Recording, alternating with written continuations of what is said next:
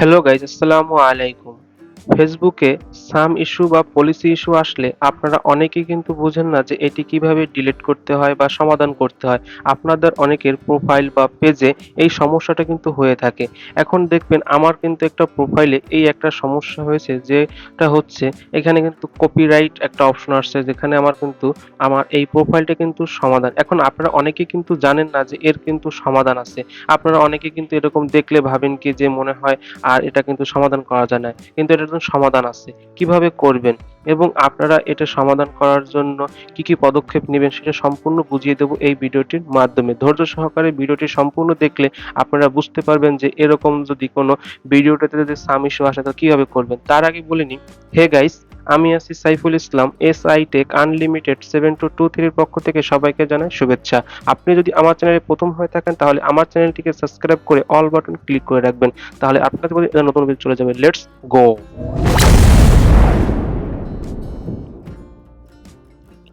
প্রথমে আপনি আপনার ফোন থেকে আপনার যে ফেসবুক প্রোফাইল বা পেজ যেটা হবে সেখানে আপনি ক্লিক করবেন। আমি এখান থেকে আমার প্রোফাইলে সমস্যা, তাই আমার প্রোফাইলে ক্লিক করলাম। প্রোফাইলে ক্লিক করার পর এখান থেকে আপনি আপনার প্রোফাইলের পাশে দেখবেন থ্রি লাইন অপশন আছে উপরে, সেখান থেকে আপনার প্রোফাইলে চলে যাবেন।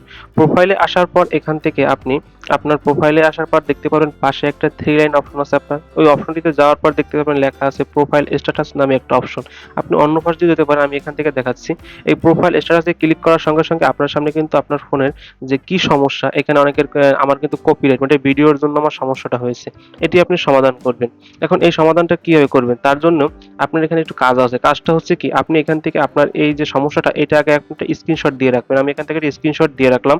তারপর এখান থেকে স্ক্রিনশট দেওয়া হয়ে গেলে আপনি এখান থেকে আমার মতন দেখবেন আমি একটা নোটপ্যাডে বা এক জায়গায় টেক্সট করে কিছু কথা লিখেছি, এটা কিন্তু তাকে এখানে সাবমিট করতে হবে। এই কথাটা আমি ডেসক্রিপশন বক্সে দিয়ে দেবো, আপনারা সেখান থেকেও কপি করে নিতে পারবেন। এখান থেকে আপনারা পড়ে নেবেন। পড়ার পর আপনি দেখতে পারেন নিচের দিকে প্রোফাইল লিংক, এই জায়গায় আপনার যে প্রোফাইল বা আপনার যে ফেসবুক প্রোফাইল বা ফেসবুক পেজ আছে সেইটা আপনি এখান থেকে কপি করবেন। সেই কপি কিভাবে করবেন সেটি আমি দেখাই দেবো। আপনারা এখান থেকে এই অপশনটা এখান থেকে লিখে নেবেন আগে বা এক জায়গায় কপি করে রাখবেন। তারপর সেখান থেকে যখন আপনি সাবমিট করবেন তখন এই লেখাটা তখন আমার কাজে লাগবে। এখন আপনারা কিভাবে আপনার এই প্রোফাইলটা কপি করবেন সেটার জন্য প্রোফাইলে আসার পর এখানে থ্রি লাইন অপশনে যাবেন, তারপর নিচের দিকে স্ক্রল করার পর এই দেখবেন কপি লিংক নামে একটা অপশন আছে, এখানে ক্লিক করে আপনি কপি করতে পারবেন। আমি এখান থেকে কপি করে রাখলাম। এখন আপনি এখান থেকে বেরিয়ে যাবেন। বেরিয়ে যাওয়ার পর এখান থেকে আপনি আপনার প্রোফাইলে আবারও চলে আসবেন।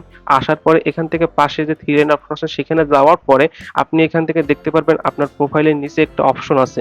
আমি এখান থেকে আমার প্রোফাইল থেকে বেরিয়ে আমি থ্রি লাইন অপশনে ক্লিক করলাম। করার পর এখান থেকে যে অপশনটা আসছে এইখান থেকে নিচের দিকে যাওয়ার পরে আপনি একটা অপশন দেখবেন, যে অপশনটির নাম হচ্ছে হেল্প অ্যান্ড সাবজেক্ট বা রিপোর্ট। এখানে ক্লিক করার পর আপনি এখান থেকে দেখতে পারবেন যে লেখা আছে রিপোর্ট অ্যান্ড প্রবলেম, এই অপশনটিতে আপনি ক্লিক করবেন।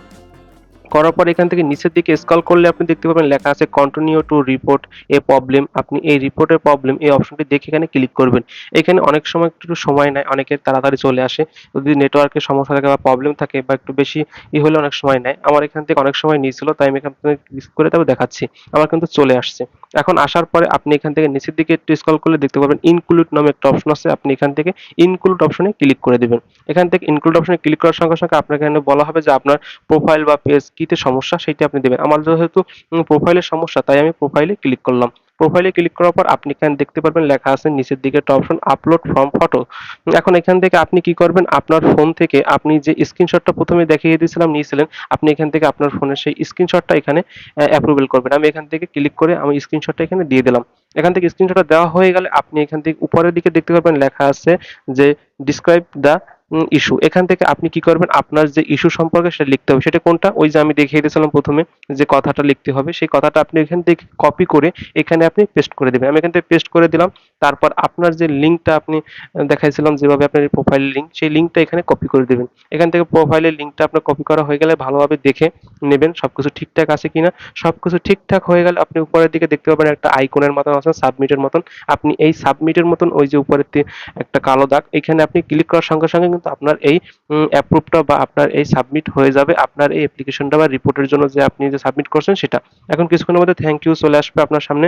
আপনার 72 ঘন্টা বা 3 দিনের ভিতর বা 2 দিনের ভিতর আপনার কাছে এসএমএস চলে আসবে এবং আপনার ওই যে সাম ইস্যু যে অপশনটা ছিল ওইখানে আপনার নীল মতন একটা দাগ চলে আসবে, মানে আপনার কাজ ক্লিয়ার। এভাবে কিন্তু আপনি খুব সহজেই কিন্তু আপনি আপনার প্রোফাইল থেকে এই সাম ইস্যু প্রবলেম দূর করতে পারবেন। ভিডিওটি ভালো লেগে থাকলে একটা লাইক প্লিজ, বেশি ভালো লাগলে আমার চ্যানেলটি সাবস্ক্রাইব করে রাখবেন।